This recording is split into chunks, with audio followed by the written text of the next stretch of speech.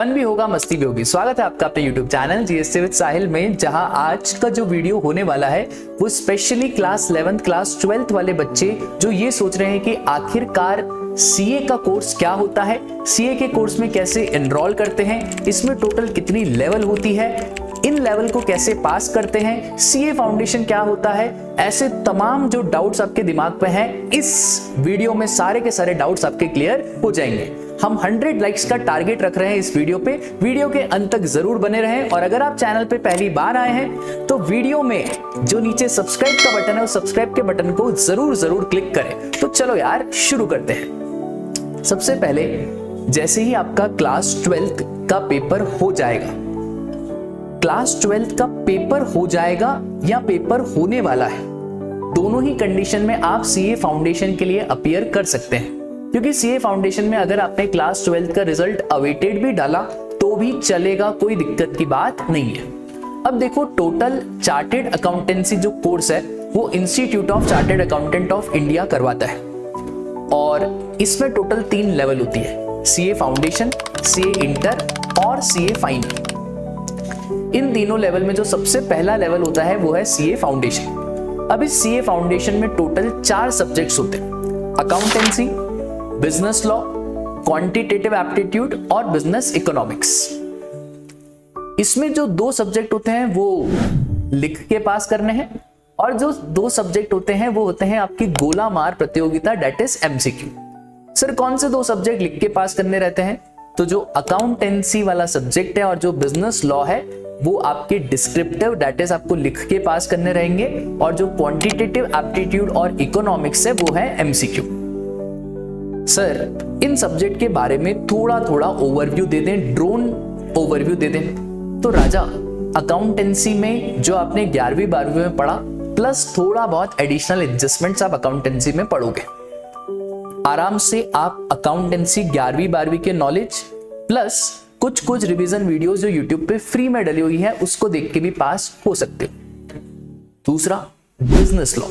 अब आपको जो सबसे ज्यादा चैलेंज लगेगा सीए फाउंडेशन में वो बिजनेस लॉ ही लगेगा, क्योंकि ऑल टुगेदर ये बहुत सारे बच्चों के लिए नया सब्जेक्ट है। आजकल 11th 12th के करिकुलम में भी लीगल स्टडीज को ऑप्शनल सब्जेक्ट का दर्जा दे दिया गया है, पर बहुत कम स्कूल हैं जिनमें लीगल स्टडीज को ऑप्शनल सब्जेक्ट बोला गया है। तो आपके लिए जो बिजनेस लॉ है उसमें थोड़ा सा मेहनत ज्यादा करना पड़ेगा। इसमें आपको एग्रीमेंट क्या होता है, कॉन्ट्रैक्ट क्या होता है, वॉइड कॉन्ट्रैक्ट क्या होता है, वॉइडेबल क्या होता है, इलीगल कॉन्ट्रैक्ट क्या होता है, बड़ा ही इंटरेस्टिंग सा सब्जेक्ट रहता है। अगर आपको इस सब्जेक्ट से प्यार हो जाए तो फिर तो मजा ही आ जाएगा। तीसरा है क्वांटिटेटिव एप्टीट्यूड। अक्सर बच्चे मैथमेटिक्स से बहुत डरते हैं। कुछ बच्चे तो मैथ्स में बिल्कुल चाणक्य जैसे बहुत तेज रहते हैं और कुछ बच्चों को मैथ्स से बहुत घबराहट होती है। कुछ बच्चों का डाउट ये भी रहता है कि सर हमने 11वीं 12वीं में मैथ्स का पेपर ऑप्ट आउट करा है, मतलब हमारा 11वीं 12वीं में ऑप्शनल सब्जेक्ट मैथ्स नहीं है, तो भी क्या हम सीए फाउंडेशन निकाल सकते हैं? फर्स्ट अटेम्प्ट में आप सीए फाउंडेशन निकाल सकते हो। मेरा तो मैथ्स था तो मुझे इतनी प्रॉब्लम नहीं है, पर मेरे बहुत सारे फ्रेंड्स हैं जिनका मैथ्स नहीं था, उन्होंने भी सीए फाउंडेशन का एग्जाम एक ही बार में क्लियर करा। देखो 10th तक का मैथ्स प्लस 11th 12th की थोड़ी बहुत एडिशनल चीजें, और कुछ टॉपिक तो ऐसे हैं जो आप भी नए पढ़ेंगे और जो 11वीं 12वीं में जिनका मैथ्स है वो भी नए पढ़ेंगे। For example time value of money हो गया, फॉर एग्जाम्पल डिफरेंशिएशन, इंटीग्रेशन, ये कुछ टॉपिक्स ऐसे हैं जो नया ही पढ़ना पड़ेगा। एक और मजे की बात आपको बताऊं तो पूरा मैथ्स में 40 और 20 डिस्ट्रीब्यूट होता है। 40 for mathematics, 40 for statistics and 20 for logical reasoning. अब लॉजिकल रीजनिंग वाला 20 मार्क्स आप आराम से स्कोर कर सकते हैं और 40 मार्क्स का स्टैटिस्टिक्स तो आपने 11वीं 12वीं में ऑलरेडी पढ़ा हुआ है। तो सर मैथ्स में पास हुआ जा सकता है अगर हम स्मार्ट स्ट्रेटेजी से चले तो। चौथा सब्जेक्ट आपका और मेरा और सबका फेवरेट, डेट इज इकोनॉमिक्स, क्योंकि इकोनॉमिक्स एमसीक्यू वाला पैटर्न है और इकोनॉमिक्स में आप आराम से 80+ स्कोर कर सकते हैं विदाउट एनी कोचिंग। इकोनॉमिक्स आप सेल्फ स्टडी के थ्रू भी 80+ ला सकते हैं, कोई दिक्कत की बात नहीं है। सर एक और चीज बताओ, टोटल मार्क्स कितने लाने हैं? तो राजा 100 मार्क्स के 4 पेपर हो गया, टोटल हमारा 400 मार्क्स। इस 400 मार्क्स में से आपको 200 स्कोर करने रहते हैं। अब सर ये 200 कैसे क्या स्कोर करने, तो समझो अगर मेरे 50-50 आ गए तो मैं पास हो गया। सपोज करो मेरे 2 सब्जेक्ट में 60-60 आए, एक है अकाउंट्स, एक है मेरा इकोनॉमिक्स, और 2 सब्जेक्ट में मेरे 40-40 आए तो भी मैं पास हो गया। सपोज करो मेरे 3 सब्जेक्ट में 70-70 आए पर एक में मेरे 39 आए, तो आपकी नॉलेज के लिए बता दूं मैं पास नहीं तो मैं फेल हो गया। सर ऐसा क्यों, आपने ही तो बोला था कि 200 मार्क्स चाहिए। देखो टोटल एग्रीगेट में 200 मार्क्स चाहिए और इंडिविजुअल भी आपके 40 मार्क्स तो आने ही चाहिए। अगर ये दोनों कंडीशन फुलफिल होगी तो ही जाके आप पास हो पाएंगे। ठीक है सर, इसका मतलब है हमें महेंद्र सिंह धोनी जैसे प्ले करना है, बहुत आगे भी बढ़ना है और हर सब्जेक्ट में पास भी होना है। ठीक है सर। अगली बात, सर ये फाउंडेशन के कोर्स में रजिस्ट्रेशन कैसे कराते हैं?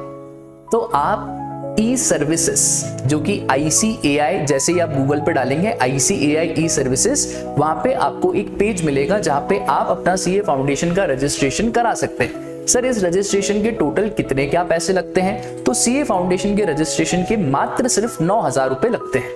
दूसरी बात, क्या सर अभी हम 12वीं में हैं तो क्या हम अभी फाउंडेशन में रजिस्ट्रेशन करवा सकते हैं? देखो राजा, फाउंडेशन की एग्जाम साल में 3 बार होती है, मई में, सितंबर में और जनवरी में। मई का जो एग्जाम है उसकी लास्ट डेट थी 1 जनवरी जो कि अब जा चुकी है, तो अब आप मई वाले केस में तो रजिस्ट्रेशन नहीं करा सकते, पर सितंबर वाले में आप रजिस्ट्रेशन करवा सकते हैं।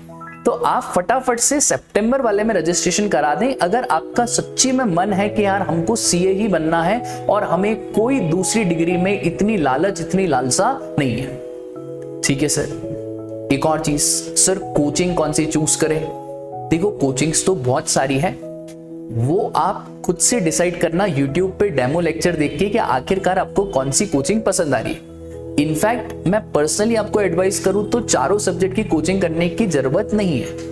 आप चाहें तो मैथ्स की कोचिंग लगा लें, बिजनेस लॉ की कोचिंग लगा लें, अकाउंटेंसी और बिजनेस इकोनॉमिक्स आप आराम से कर सकते हैं, कोई दिक्कत की बात नहीं है। सर इकोनॉमिक्स में बहुत टफ चीजें आएगी क्या? नहीं राजा, repo rate, reverse repo rate, national income, more और लेस जो आपने 11वीं 12वीं में पढ़ा हुआ है वही सब आने वाला है। ठीक है सर, क्या हम CA फाउंडेशन एक बार में पास कर सकते हैं? 100% आप एक बार में पास कर सकते हो।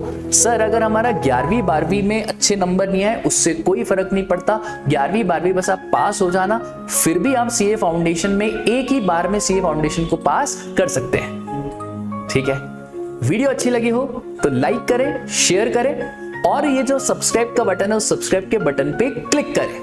Thank you, tata, bye bye, take care, जय श्री कृष्णा।